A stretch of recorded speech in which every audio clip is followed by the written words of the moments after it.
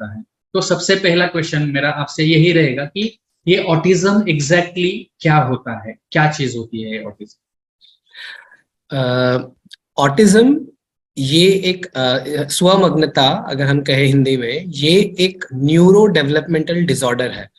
अभी इसको मैं थोड़ा हिंदी में ट्रांसलेट करने जाऊं तो न्यूरो डेवलपमेंटल यानी अपने नसों की विकास जो बचपन से माँ की कोख में ही शुरू हो जाता है, वहां से जब बच्चा बढ़ते हुए डिलीवरी के बाद बाहर आ रहा है, तो और बाहर आने के बाद भी जब पहले 5 साल तक ना जो अपने नसें डेवलप होती है, ये नसों के डेवलपमेंट में थोड़ी कुछ खींचातानी या इशू या रुकाव जब आता है, तो तब जाकर ये बीमारी थोड़ी उत्पन्न होती है। ये एक बीमारी है जो न्यूरो डेवलपमेंटल डिसऑर्डर जिसको कहते हैं। तो मेनली कैसा है, क्योंकि ये न्यूरो डेवलपमेंटल है, तो मेनली ये विकास से जुड़ा हुआ है। तो काफी बार क्या हो जाता है, कुछ बच्चों में बड़े शुरुआत में ही इसके चिन्ह दिखने लग जाते हैं, या कुछ बच्चों में जो नॉर्मल डेवलपमेंट चल रहे हैं, जिनमें बच्चों में आप डेवलपमेंटल माइलस्टोन्स देखते हैं। डेवलपमेंटल माइलस्टोन्स यानी बच्चों के पड़ाव, जो बच्चे चलना, बोलना, कुछ चीजें फाइन ग्रास्पिंग में पकड़ना, ये जब सीखते हैं टाइम टू टाइम, जो हम ध्यान रखते हैं जब कोई बच्चे हमें मिलने आते हैं, तो ये सारी चीजें थोड़ी शुरुआत में नॉर्मल चलते हुए भी, लेकिन पीछे अचानक से कोई बुखार आ गया, कोई दौरा आ गया, उसके बाद से फिर रिग्रेशन, तो न्यूरो रिग्रेशन हो सकता है। तो न्यूरो रिग्रेशन के कारण, यानी रिग्रेशन यानी नसें पीछे चली गई है उस बीमारी के कारण, बुखार के कारण कह लो या दौरे के कारण, जिसके कारण ऑटिज्म के चिन्ह दिखने में आ जाते हैं। तो ऑटिज्म ये एक डेवलपमेंटल डिसऑर्डर है, हो सकता है बचपन से ही हो रहा हो, या जिनकी बढ़त नॉर्मल हो रही थी वो रुक गई किसी कारणवश। कारण स्पेसिफिक नहीं बोल सकते हम, क्योंकि इसका मेजर जो हिस्सा है ये जेनेटिक्स से जुड़ा हुआ है।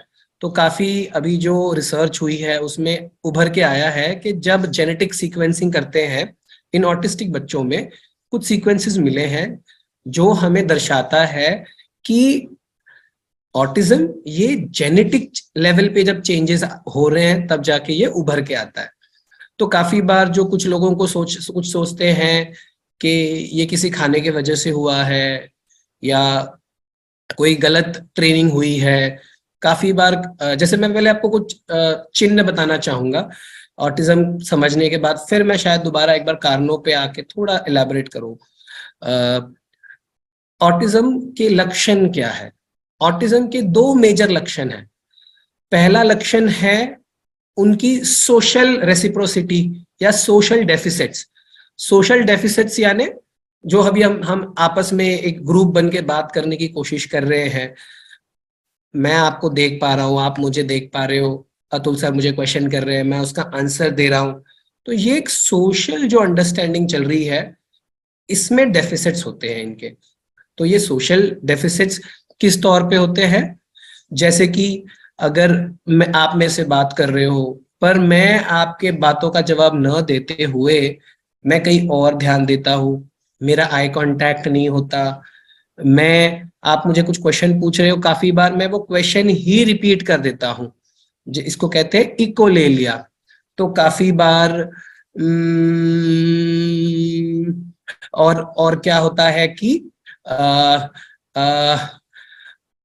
इंटरेस्ट, हम स्पेसिफिक सोशली जो एक कम्युनिकेशन या एक बिहेवियर या एक बॉडी स्ट्रक्चर या कुछ फेशियल एक्सप्रेशंस कह लो, जो हम चार लोगों में मेंटेन करते हैं, जब ये हो नहीं पाता तो एक सोशल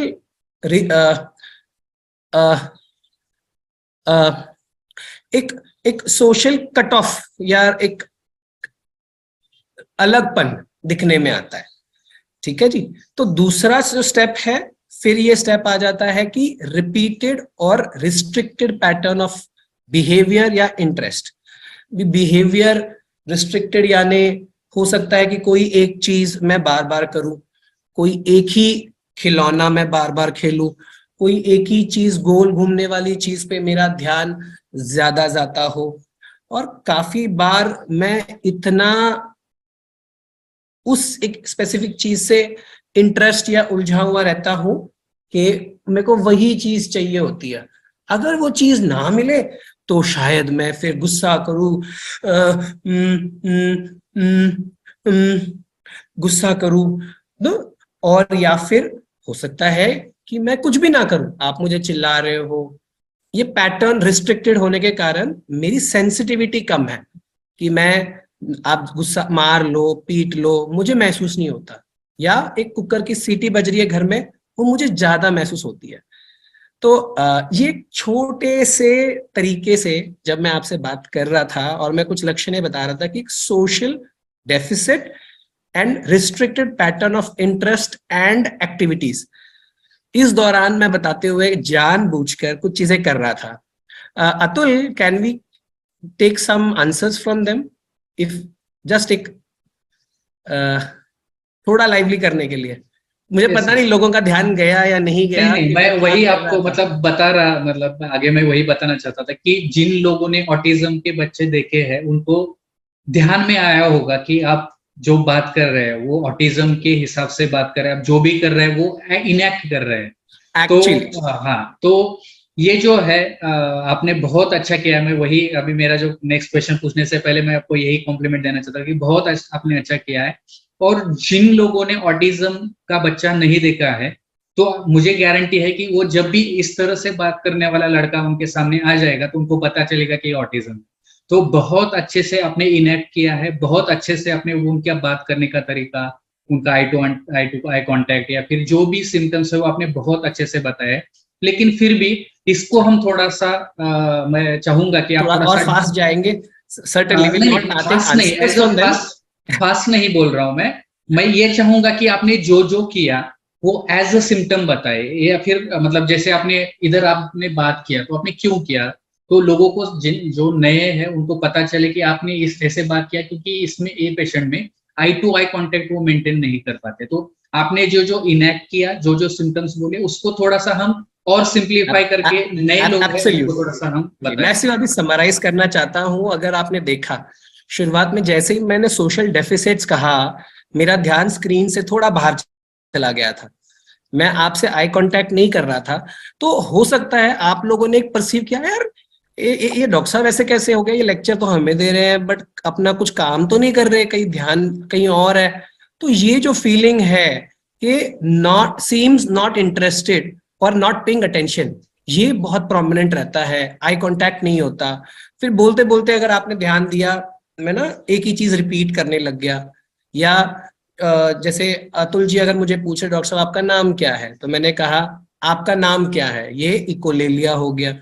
और बात करते मैं ना अचानक से एक हमिंग साउंड कर रहा था, अगर आपने ध्यान दिया तो देखो स्वमग्नता में ये पेशेंट्स सेंसरी डेफिसिट्स में रहते हैं क्योंकि न्यूरोनल रेगुलेशन इनका फॉल्टर्ड होने के कारण। तो इसीलिए ये काफी बार देखा जाता है कि ये खुद को स्टिमुलेट या खुद की, ये नाम ही बता रहा है स्वमग्न, वो अपने में ज्यादा मगन रहते हैं और अपने आप को स्टिमुलेट करने की कोशिश करते हैं। फिर मोटर मूवमेंट्स की तरफ जब मैं गया, restricted pattern and rigid pattern of repetitive movements, तो मैंने आपने देखा होगा मैं आंखों के सामने कुछ अपनी खुद की ही उंगलियों में ध्यान मग्न हो गया और उनके साथ खेलते बैठा, या यहाँ पंखा चल रहा था तो मैं पंखे की तरफ ध्यान दे रहा हूं। तो अपनी फील्ड ऑफ अपने इंटरेस्ट जो है थोड़े रिजिड हो जाते हैं, और वो ना हो तो फिर हम अनकंफर्टेबल हो जाते हैं।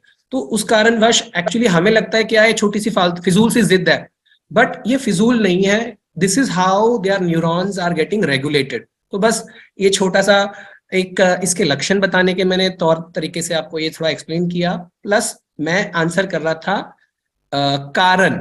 तो काफी बार क्या होता है क्योंकि ये बच्चे सोशली कनेक्ट नहीं कर पाते, तो परिवार वाले कह लो, कुछ बुजुर्ग कह लो या कोई जानकार वाले कह लो, वो कहते हैं यार माँ बाप बच्चे पे ध्यान देते हैं कि नहीं, बच्चा तो अपनी दुनिया में मस्त है, वो शायद टीवी देते होंगे या स्क्रीन देते होंगे। तो काफी बार ये होता है कि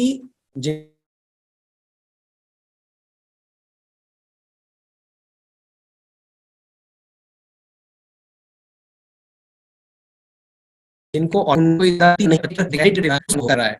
और दूसरी बात, थोड़ा ज्यादा स्क्रीन टाइम होने के कारण लोग आसपास की जिंदगी में इंटरेस्ट कम लेते हैं बच्चे, तो उनमें भी हल्के फुल्के ऑटिज्म के लक्षण दिखने आ सकते हैं, बट जैसे ही हम उनका स्क्रीन टाइम कम करें तो उनके नॉर्मल न्यूरॉन्स नॉर्मल तौर पर अडेप्ट करके वो ऑटिज्म नहीं है ये उभर के दिख जाता है।